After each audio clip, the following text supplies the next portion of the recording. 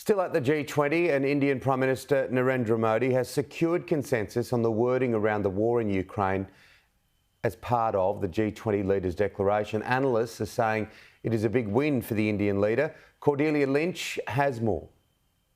He wanted to cast himself as a leader who was going to bridge global divides, and I think he has achieved that with this early declaration. The sticking point was always going to be Ukraine, and he's achieved early progress with that.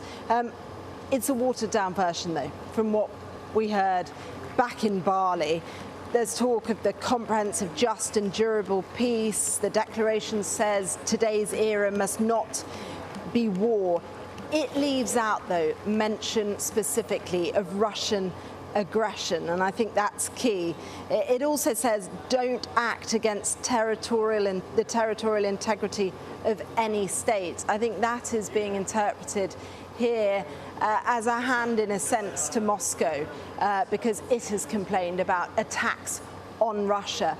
And Narendra Modi has been trying very hard to try and get China and Russia's point of view heard amongst member states, and the sense is that he's been able to walk this delicate political tightrope. In one hand, embracing America that wants India to be a sort of counterweight to Russia, whilst also keeping good relations with Vladimir Putin. Both Putin and Modi have spoken very warmly of each other. I think China's absence has been very interesting in looking at the kind of future of India's position.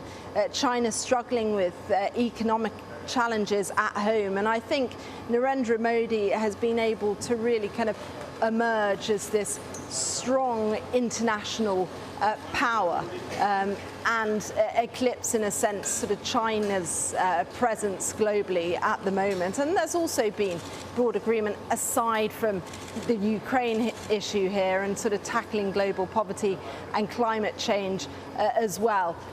It's important to say, though, the expectations of these summits have certainly lowered. It feels like it's at the lowest point it has ever been, and some kind of broad agreement, however slight it might be on detail, is considered these days as a big success, and Narendra Modi has put himself at the centre of that.